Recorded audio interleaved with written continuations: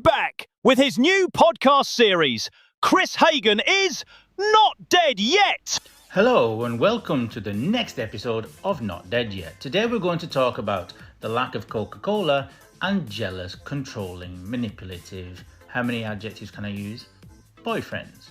So let's start. So like I said, welcome back to the podcast. Right, so picture this. You're just doing your shopping, minding your own business, and somehow without warning you realise that you're in the middle of someone else's relationship drama.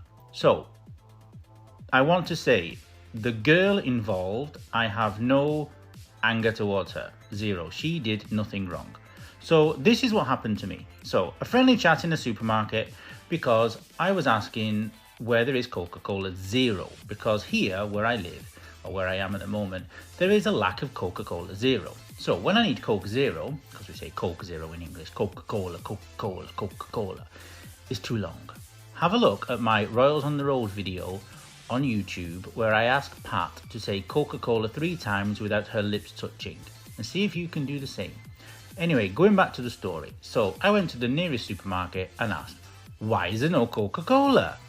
And I said, is it possible if I give you my number that you send me a message when there's Coke Zero so I can come here and get my Coke Zero? Because it's the only Coke I drink. Yes, of course. The girl, very, very kind, very, very friendly. So numbers were exchanged, and then a couple of days ago, after chatting sometimes because we've been to the supermarket a lot, we said hello, blah, blah, blah. We talked about speaking English, that I teach English, things like this. Okay, normal conversation, nothing out of the ordinary. I don't get a message from her. I get a message, more than one message, from her jealous boyfriend. So this sounds like the start of a bad soap opera. So it's a great example of how jealousy, trust, and personal boundaries can collide, especially in our always online world. Why the hell do people think that if I want to speak to somebody, I want them, or vice versa, to have my babies?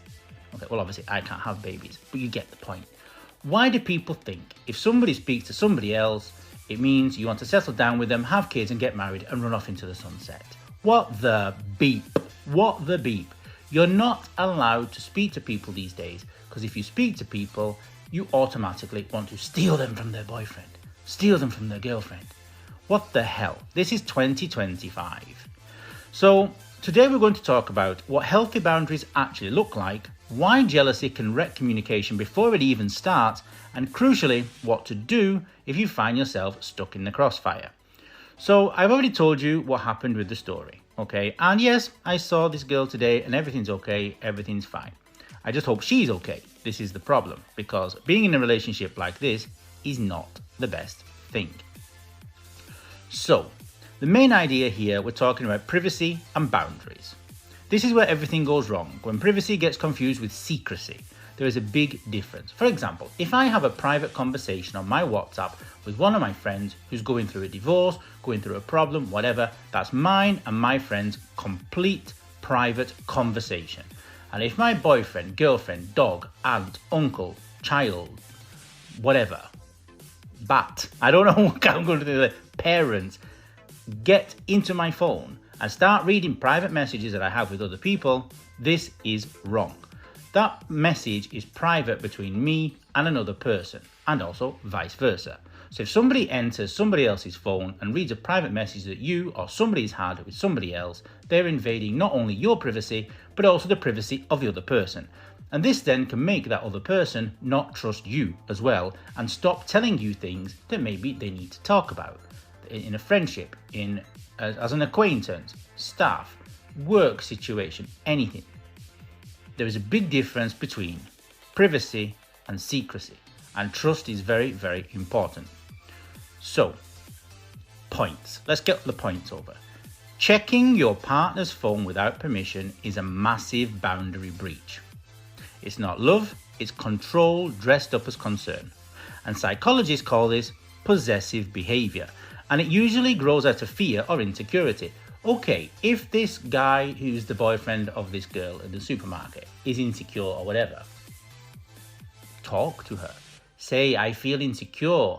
Why are you chatting with this English guy? And there is no problem if she says, because He wants to know when there's Coke Zero, and he's an English teacher. Zero problem, because I'm really not interested.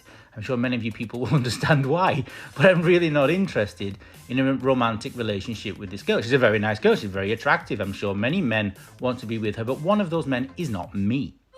No offense to the girl, like I said. So, fact. Let's have a look at a fact. Okay. According to a relationship expert, Dr. Terry Orbuch, couples who respect privacy are twice as likely to report long-term happiness. So the moment privacy is violated, trust erodes, it disappears, and you start living under quiet surveillance, or quiet until the boyfriend starts sending your friends messages saying, "Who the hell are you?" Also, it's very, very cute. This I have to tell you, because this, at the end of the day, I'm an English teacher. He said, what was it? Don't massage me again. I wanted to reply with, not very good at massages. He obviously meant message. But the thing was, he wrote it as if it was her. This is not correct. This is not good. This is very, very, very bad behavior. Now, the thing is, this person, I also know where he works, which is not a good thing for him. Thankfully, I have no grudge and I have no problem with this guy because like I said, I seriously have no interest in his girlfriend. Apart from a friendship, obviously. So, advice, what to do? So, if you're the one tempted to check your partner's phone, stop and ask yourself, why? Why do I want to do that? Are you seeking reassurance or evidence? What's going through your tiny brain at that moment in time? Because reassurance, not even drunk, Jesus, I can't say this word. Reassurance should come from conversation, not investigation. So if you can't trust your partner to have a normal chat with another person, it's not a relationship, it's an interrogation. Now, to be fair, jealousy is completely human. We've all felt it. That small twist in your guts when someone gets attention we wish was ours. Now, evolutionary psychologists say jealousy evolved to protect bonds, to stop us losing what we value. Okay, romantic-ish, kind of. But in the modern world, that protective instinct often morphs into control. It's not about love anymore, it's about fear. This boy is scared to lose his girlfriend. Well, with this behaviour, I already said to her this morning, I hope you change boyfriend. So people who act out of jealousy often have low self-esteem, fear of being replaced, and past experiences of betrayal. Now, I've noticed in many Asian countries, and also in 2025 with many of my friends around the world, they accept bad things. I would say another word, but I don't want to be banned. They would accept bad things that happened even in the past. Now, personally, if you've done something really, really bad in the past, I don't think I could accept it. So, if you do that kind of thing today, if you're checking your girlfriend's messages and sending messages to a guy who's only speaking to her to be friendly and offering her English advice and asking about Coca-Cola Zero, what's your problem? You need to see a psychologist. That's not normal. So, advice for the jealous one. Here's some advice for the jealous one. Admit it. Jealousy is a feeling, not a fact. I feel jealous. Tell your partner. Talk about it before it turns into an accusation. Don't say, who's that? Say, I felt uncomfortable when that happened. Language and the words that you use matter. It keeps you in control of yourself, and controlling yourself, I repeat, controlling yourself, not your partner. So when this boyfriend grabbed her phone to text me, he wasn't protecting her. He was broadcasting his own insecurity to a stranger. And ironically, that sort of behaviour usually drives the very person you're trying to keep closer further away. Now, let's talk about digital boundaries. Okay, so digital boundaries. Now, phones are basically an extension of ourselves. Your phone holds messages, photos, and private thoughts. It's almost sacred space. It's like your diary that we used to have in the past. Did I actually write a diary? No. Elisa is my diary. I told her the other day.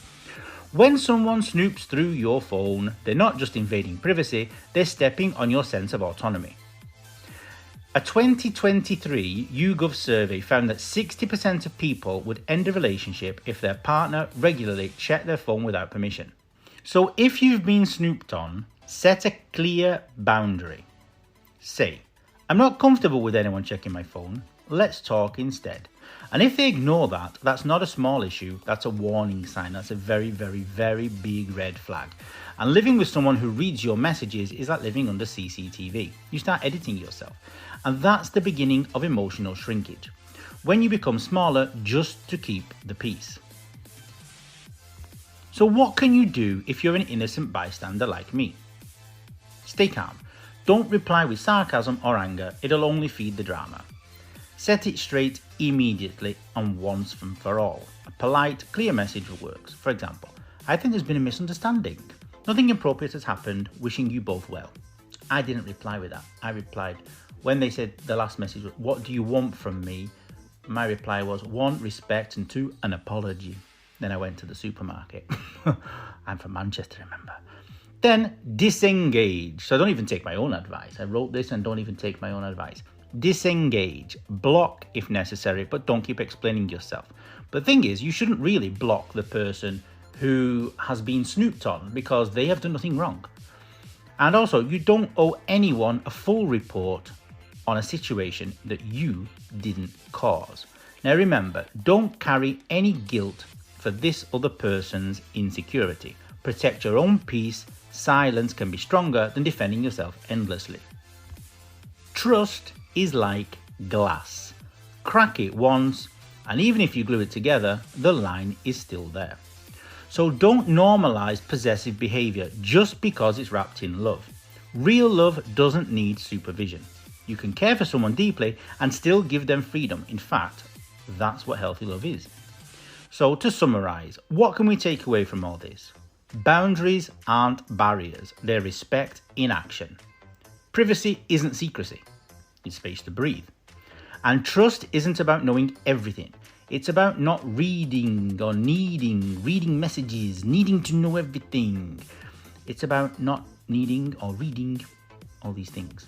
Do you really need to know everything that's going on in your partner's life? Every little thing? Now, if you ever get a jealous text, remember, it's not about you. It's about someone else's fear. You don't need to fix it, justify it, or absorb it.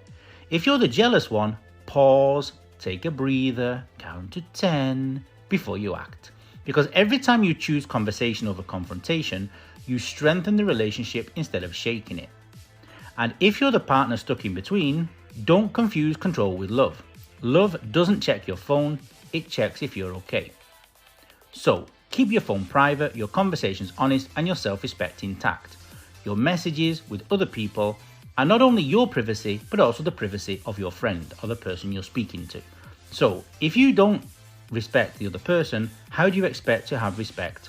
Expect to have respect yourself. Now, if you know anyone who's been in the receiving end of a jealous message, share this episode with them. And until next time, stay kind, stay curious, and stay human. But don't be sticking your nose in other people's business.